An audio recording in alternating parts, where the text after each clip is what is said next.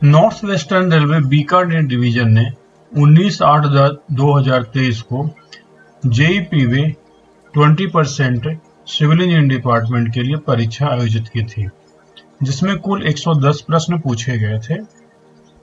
इनमें से 1 से लेकर के 55 प्रश्नों तक को हमने पिछले वीडियो में कंप्लीट कर लिया था। आइए अब इस वीडियो में 56 से लेकर के 110वें नंबर तक के सवालों को हम सॉल्व करते हैं। तो बिना देर किए हुए आगे बढ़ते हैं पहले सवाल की ओर। पहला सवाल मतलब 56 नंबर के सवालों का आज का पहला सवाल।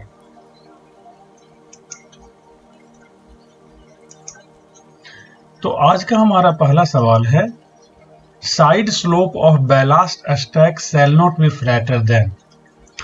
बैलास्ट स्टैक का जो साइड स्लोप होता है वो किससे ज्यादा फ्लैटर नहीं होना चाहिए, और इसका सही जवाब होता है 1.5:1।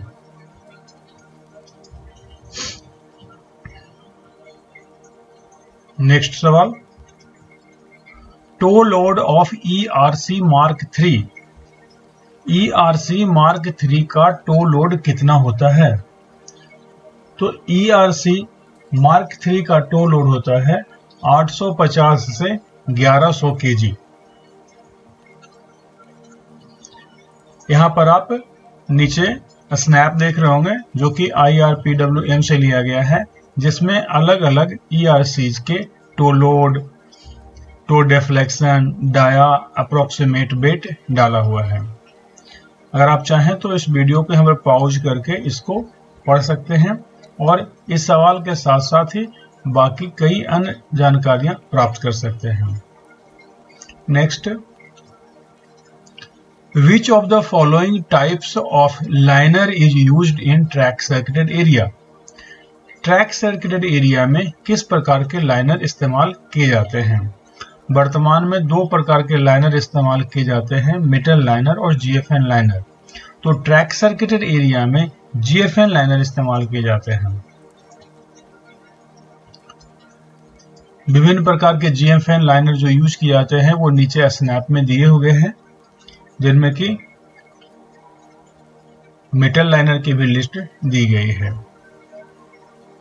Next, hot weather patrolsman beat for single line is, यानी कि सिंगल लाइन ट्रैक पर हॉट वेदर पेट्रोलमैन की बीट कितनी हो सकती है?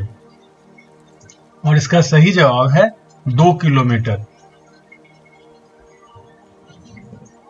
जैसा कि स्नैप में दिया हुआ है, hot weather patrolman on single line or where only one road in a double line section is having LWR और CWR, यानी कि सिंगल लाइन पर इसकी बीट 2 किलोमीटर होगी और उन डबल लाइनों पर भी जिसका कि सिर्फ एक लाइन ही LWR या CWR है, वहां पर भी हॉट वेदर पेट्रोलमैन की बीट 2 किलोमीटर होगी। बाकी डबल लाइन के केसेस में इसे 1 किलोमीटर अप और दोनों लाइन परिभाती है। यानी किसी भी हालात में हॉट वेदर पेट्रोलमैन की बीट 2 किलोमीटर से ज्यादा नहीं होनी चाहिए।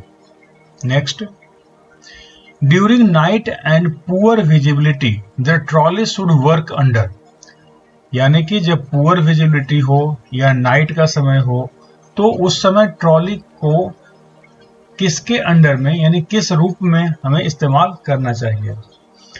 तो ड्यूरिंग डे टाइम या फॉगी वेदर या डस्ट स्टॉर्म होता है या जब विजिबिलिटी क्लियर नहीं होती है, ऐसे केसेज में ट्रॉलीज को अंडर ब्लॉक प्रोटेक्शन करना चाहिए। तो इसमें जो ऑप्शंस हमारे पास दिए हुए हैं तो उसके हिसाब से जो राइट ऑप्शंस परीक्षा में पूछे गए थे उसका सही जवाब है duly taking block.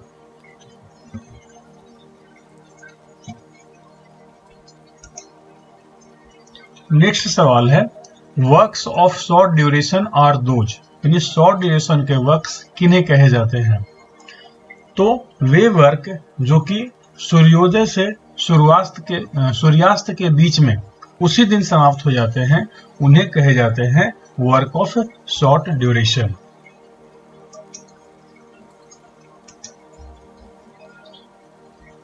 Next question number 62 for works of short duration when the train has to stop then hand signal shall be exhibited at, यानी कि जब शॉर्ट ड्यूरेशन में ट्रेन को रुक करके जाना हो तो कहां कहां पर हैंड सिग्नल फ्लैग दर्शाए जाते हैं या दिखाए जाते हैं। और इसका सही जवाब है 30 मीटर पे, 600 मीटर पे और 1200 मीटर पे।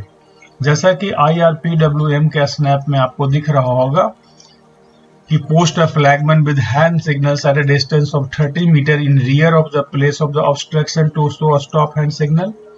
Next, post a flagman with hand signals and place a banner flag across the track at a distance of 600 meter in rear of the work, and the flagman will show a stop hand signal.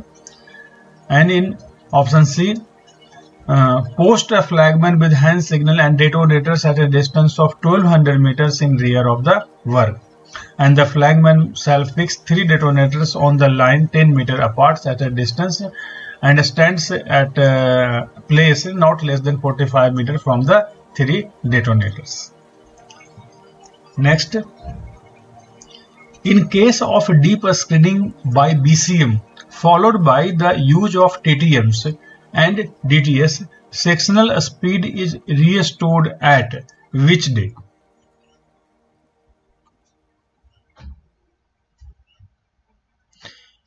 And the right option is 8th day. The snap of the IRPW is given here. You can see that the normal speed of the section will be restored at the 8th day. Question number 64. After deep screening by BCM followed by the use of TTMs and DTS, a speed restriction at first day is. तो इसका सही जवाब है 40 kmph, जो कि पिछले snap में आपने देखा होगा।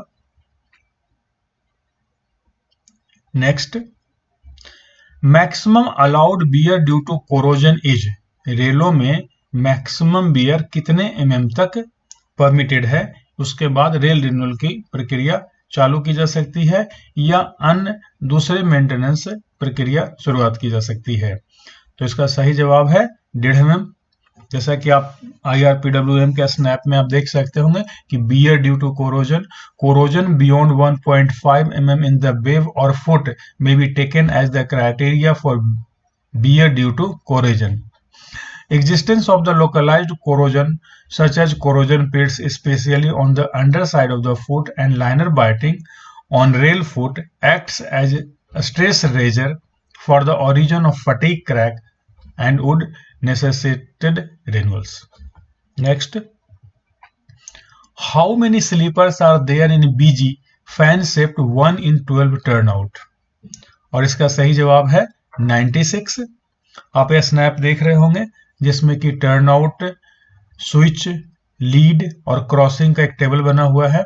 आप इसमें देखें कि 1 in 12 के टर्नआउट में स्विच में 1 से लेकर के 20 तक के स्लीपर होते हैं, लीड पोर्शन में 21 से 64 तक के स्लीपर होते हैं और क्रॉसिंग पोर्शन में 65 से लेकर 83 तक के स्लीपर होते हैं। इसके अलावा 4 यानी कि 8 एग्जिट स्लीपर होते हैं और 5 अप्रोच स्लीपर होते हैं, यानी कुल मिलाकर के 13। अतः एक 12 टर्न आउट में 83 + 13 96 स्लीपर हो जाते हैं। Normal life of detonator is. तो the normal life of detonator is 5 years होता है, जैसा कि आप नीचे स्नैप में देख पा रहे होंगे। इन डेटोनेटर्स की लाइफ अगर इसके 5 साल से ज्यादा बढ़ानी है तो हर एक साल उन्हें चेक करना पड़ेगा, और अगर वह ठीक निकलता है तो अगले 1 साल के लिए उसे बढ़ा दिया जाएगा। इस प्रकार हम उसे अधिकतम 8 साल तक इस्तेमाल कर सकते हैं, पर किसी भी हालात में इसे 8 साल से ज्यादा इस्तेमाल नहीं करना है। The bottom most part of the TP board should be dash metre from the rail level, और इसका जवाब होता है 1650 mm। ऑप्शन में mm में आंसर नहीं दिया हुआ था, इसलिए वो मीटर में दिया हुआ, तो 1.6 metre.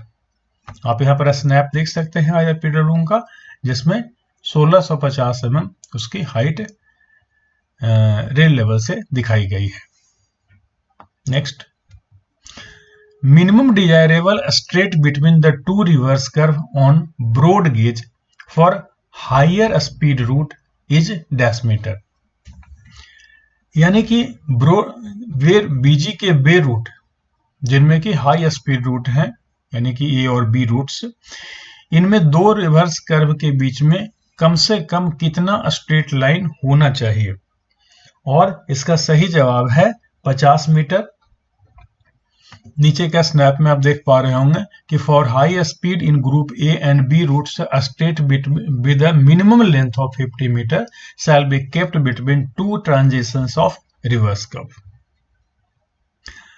Transition curve is also known as, तो ट्रांजिशन कर्व एक प्रकार का ईजमेंट कर्व है, तो ट्रांजिशन कर्व को ईजमेंट कर्व के तौर पर भी हम जानते हैं। Versine should be measured on the gauge face of the outer line below dash from the rail head।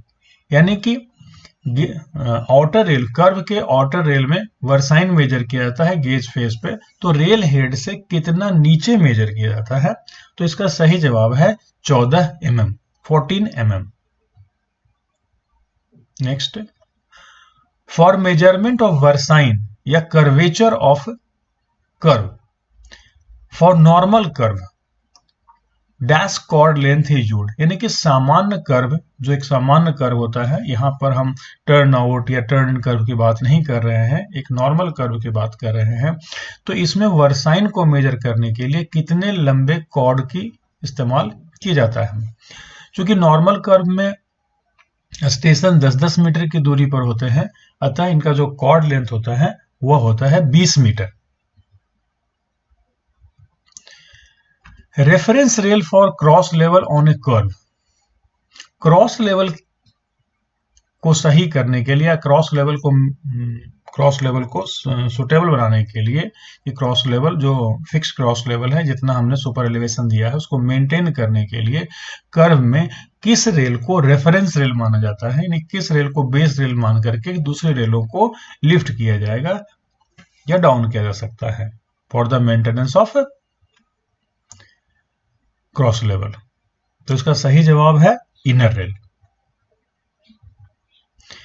When the maximum permissible speed on a curve is less than the maximum sectional speed of the section, then यानी कहा जा रहा है कि जब maximum permissible speed on the curve is less than the maximum sectional speed, यानी वो किसी सेक्शन में अगर maximum sectional speed 110 kmph की है या 130 kmph की है, व्हाटसोएवर, अगर उससे कम का स्पीड मैक्स परमिटेड किया गया है कर्व पे, तो उस हालात में क्या किया जाएगा, उस हालात में एक परमानेंट स्पीड रिस्ट्रिक्शन उस कर्व पर लगाया जाएगा। अतः इसका सही जवाब होगा PSR is necessary.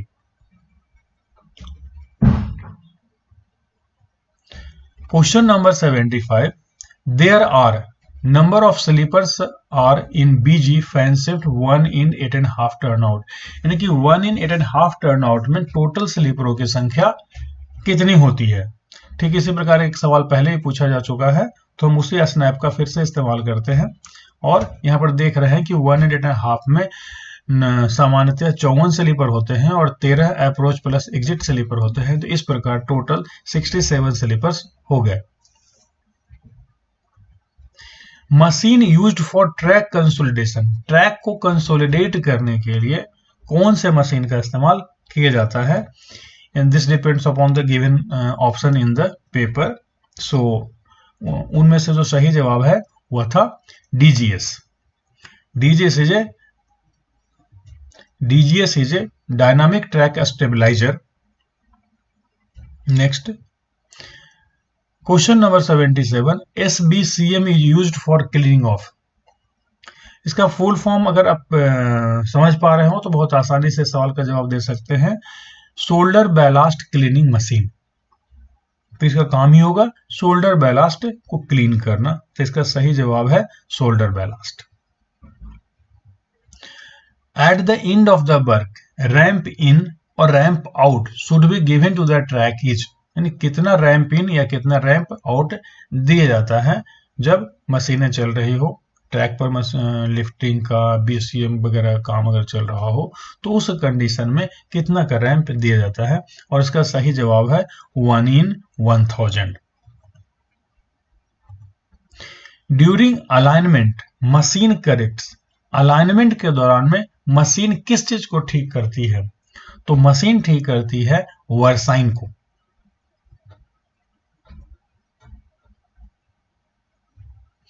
Question number 80, maximum number of machine which can work in one block section.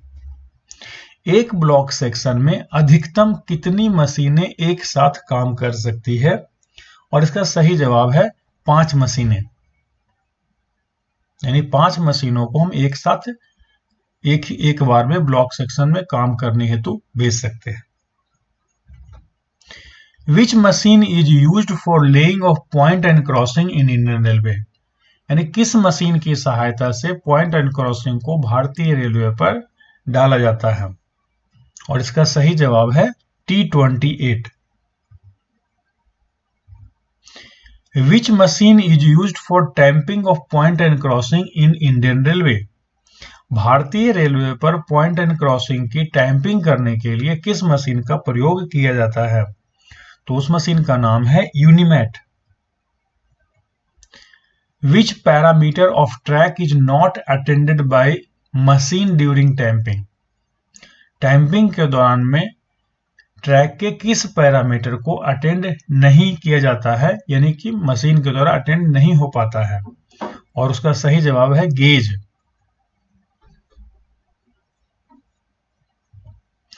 Question number 84, the machine operator shall be fit in medical category. TT machine पर काम करने वाले ऑपरेटर की मेडिकल कैटेगरी कौन सी होती है? तो medical category A3। Question number 85, minimum clean cushion is recommended for proper functioning of the tamping machine, tamping machine को कार्य करने के लिए कम से कम कितने कुशन की आवश्यकता है? और इसका सही जवाब है 150 mm, 150 mm।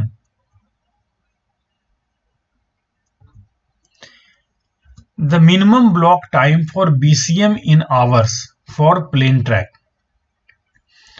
इस प्रश्न का उत्तर जो की जारी किया गया था उसमें मुझे सही प्रतीत नहीं हो रहा था, क्योंकि उसमें कुछ 2.5 घंटे जैसा समय दिखाया गया है, जबकि Indian railway track machine manual का जो स्नैप बताया जा रहा है इसमें BCM प्लेन ट्रैक का 3 घंटा है। अतः minimum block time for BCM in hours for plain track should be 3 hours। The minimum distance between any two consecutive machines should not be less than dash meter while working in the section, यानी काम करने के दौरान, जैसा कि आपको पता है कि सेक्शन में अधिकतम 5 मशीनें भेजी जा सकती है, तो लगातार 2 मशीनों के बीच में कम से कम काम करने के दौरान कितनी दूरी को मेंटेन करना होता है? तो वह दूरी है 50 मीटर। जैसा कि नीचे के स्नैप में आप देख पा रहे होंगे कि the minimum distance between the machine फिर working in a group shall be 50 metre to avoid collision between machines and danger to the life of the machine and P way staff. Next, the depth of the tamping tool when the bottom of flat bottom sleeper is, देखिए flat bottom sleeper के case में tamping tool की गहराई कितनी रखी जाती है, कितनी सेट की जाती है? तो इसका सही जवाब है 15 से 20 mm। Which machine is not used for track laying, ये सवाल का जवाब एक्चुअली में जो ऑप्शंस दिए गए हैं उनको देख करके ही बताया जा सकता है, पर हमने डायरेक्ट वन लाइनर के आंसर में इसे बनाया है, तो हमने सीधे आंसर बता रहे हैं कि इनमें एक ऑप्शन DGS था जो कि इस्तेमाल नहीं किया जाता है ट्रैक लेइंग के लिए। ये एक डायनामिक ट्रैक स्टेबलाइजर है, जिसे कि कंसोलिडेशन प्राप्त करने के लिए उपयोग किया जाता है।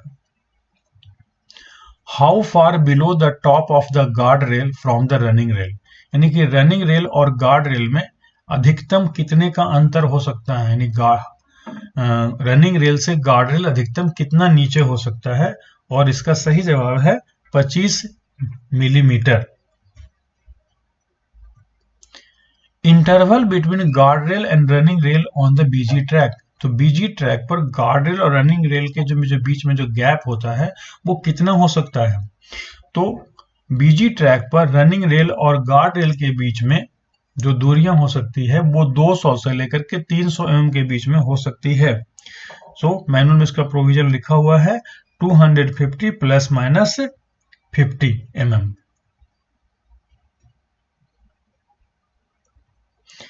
Question number 92, clear distance between joint sleeper on the girder bridges. यहाँ पर स्टील गर्डर ब्रिजेस के संबंध में बात की जा रही है कि जोड़ वाले स्लीपरों के बीच में क्लियर डिस्टेंस कितना होगा, not centre to centre, this is clear distance कितना होगा, और इसका सही जवाब है 200 mm। जैसा कि स्नैप में आप देख पा रहे होंगे कि maximum centre to centre sleeper spacing should be 600 mm at all location of the bridges, यानी कि सामान्य केस में जो बाकी स्लीपर्स होंगे उनके बीच में 600 mm का सेंटर टू सेंटर डिस्टेंस होगा। पर अगर लास्ट में अगर आप देखें लास्ट पैरा में, the clear distance between the joint sleeper should not be more than 200 mm, तो उसमें 200 mm से अधिक नहीं होना चाहिए। Next, indicate type of painting on both faces of the wave after rail defects is detected as OBS और OBSW। Rail testing के दौरान में USFD ऑपरेटर द्वारा OBS या OBSW का निशान लगाया जाता है। यह निशान को हम कैसे पहचान सकते हैं, इसके लिए ऑपरेटर द्वारा कुछ मार्क किया जाता है, तो वह मार्किंग क्या है, तो इसका सही जवाब है 1 क्रॉस विद रेड पेंट। इसके बगल में हमने एक चार्ट लगा रखा है, इस चार्ट को देख करके आप पूरी मार्किंग को, पूरी प्रक्रिया को बहुत आसानी से समझ सकते हैं, तो चाहे तो आप इसे पॉज करके आप इसे देख लें। Next, indicate type of painting on both faces of weld in head after rail defects is detected as DFWR। प्रश्न पत्र में वेल्ड इन हेड की जगह पर वेव लिखा हुआ था, लेकिन DFWR वेल टेस्टिंग के दौरान में लगाया जाता है, और वेल टेस्टिंग के दौरान में लगाया गया कोई मार्क वेव पर नहीं लगाया जाता है। हमने इस क्वेश्चन में वहां पर वेव की जगह वेल्ड इन हेड को चेंज कर दिया है, तो इसका सही जवाब होगा 2 cross with red paint. Similar snap is there, आप उन स्नैप्स को देख करके बाकी चीजों को भी समझ सकते हैं। Next, indicate type of painting on both faces of the head after rail defect is detected as IMR and IMRW। यहाँ पर भी इस सवाल में एक फॉल्ट है जो मैंने इसमें ठीक नहीं कर पाया हूं, लेकिन आप इसे देख लीजिए कि IMR और IMRW जब लगाया जाएगा तो वेव में लगाया जाएगा, क्योंकि रेल टेस्टिंग के दौरान में जितने भी मार्किंग लगाए जाते हैं वो वेव पर लगाए जाते हैं, और वेल टेस्टिंग के दौरान में जो भी मार्किंग लगाए जाते हैं वो हेड पे लगाए जाते हैं, यानी गेज फेस और नॉन गेज फेस साइड की ओर में। सो इसका सही जवाब होगा 3 cross with red paint. 96, rails with IMR defect should be replaced with in dash days, यानी कि अगर IMR रेल टेस्टिंग के दौरान में अगर IMR लगाया गया है, IMR का निशान लगाया गया है, IMR डिफेक्ट पाया गया है, तो उसे कितने दिनों के अंदर में बदल दिया जाना चाहिए। 3 दिनों के अंदर में, मैक्सिमम 3 दिन के अंदर में उसे बदल ही दिया जाना चाहिए।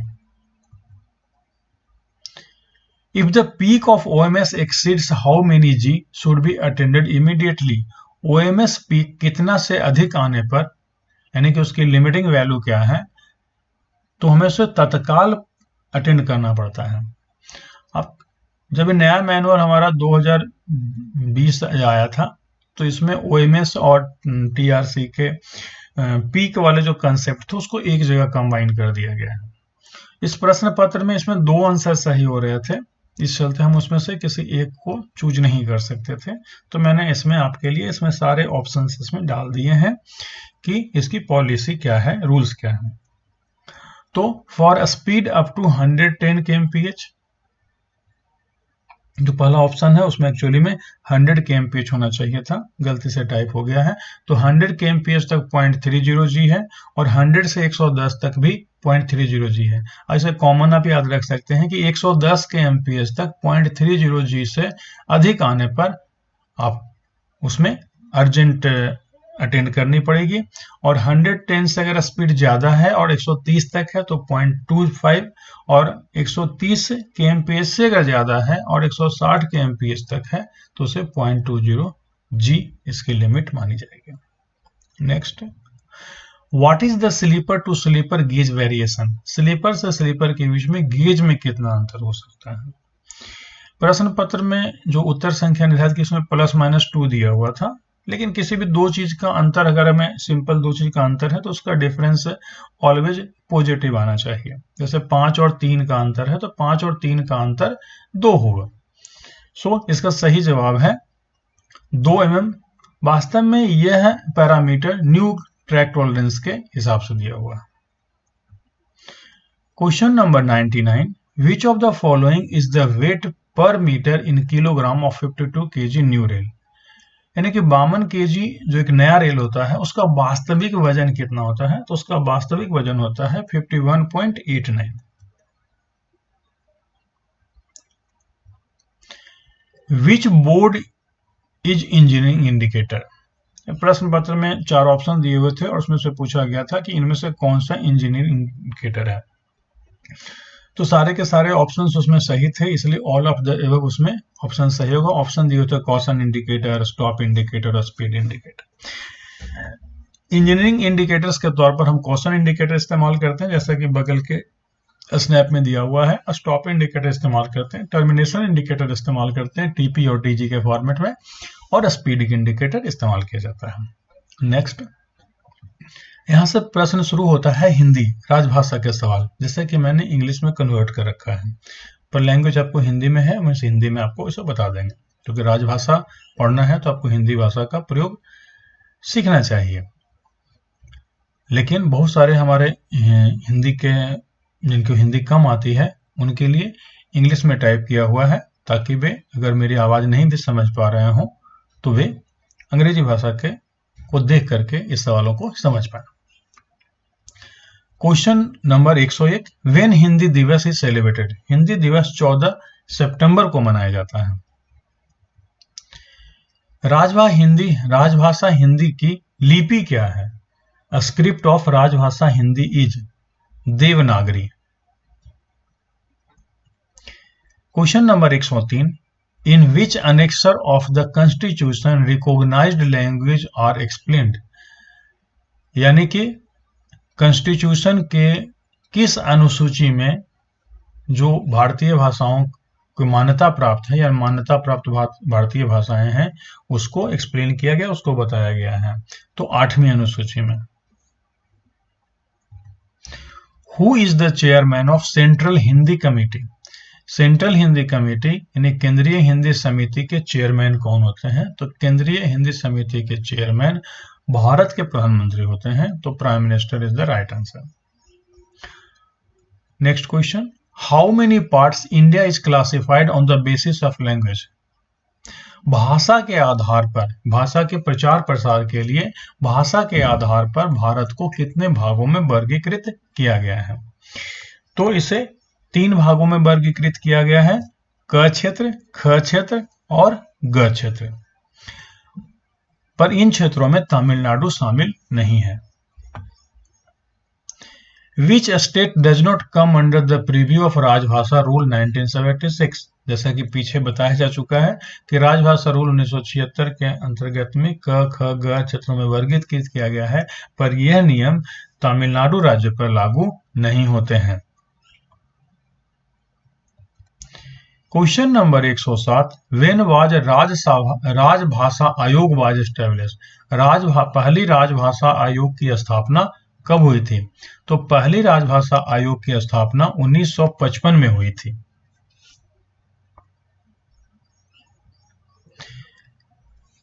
व्हेन राजभाषा अधिनियम 1963 वाज अमेंडेड? राजभाषा अधिनियम 1963 कब संशोधित हुआ? तो राजभाषा अधिनियम, जिसे कि हम राजभाषा अधिनियम 1963 यथा संशोधित 1967 पढ़ते हैं, तो इसका मतलब है 1967 में। When राजभाषा रूल वाज मेड, तो राजभाषा नियम कब बनाए गए थे? ऑलरेडी पीछे वाले क्वेश्चन में इस संदर्भ में रेफरेंस ऑलरेडी दिया हुआ है, राजभाषा नियम 1976। और इस प्रश्न पत्र का आखिरी सवाल, When was the Official Language Act 1963 implemented? प्रश्न पत्र में दिए गए आंसर और ऑप्शन से मैं सहमत नहीं हूं, क्योंकि ऑफिशियल लैंग्वेज एक्ट 1963 का जो गजट जारी हुआ था वो 10 मई 1963 को जारी हुआ था, अतः इसके लागू होने की तारीख 10 मई 1963 मानी जानी चाहिए, मानी जाती है। सिर्फ इसके सेक्शन 3 को 26 जनवरी 1965 को इम्प्लीमेंट किया गया था।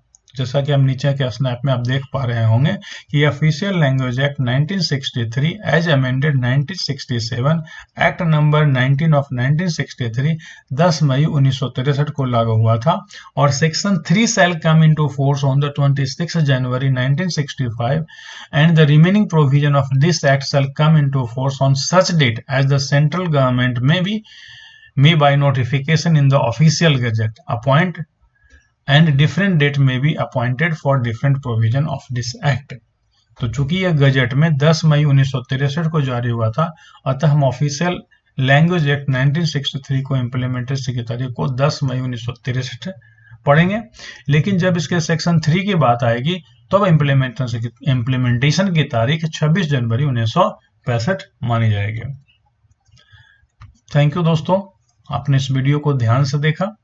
अगर ये वीडियो अच्छा लगा हो तो सब्सक्राइब करें, लोगों को शेयर करें, एंड कुछ ज़्यादा अच्छा लगा हो तो लाइक भी कर दें। Thank you.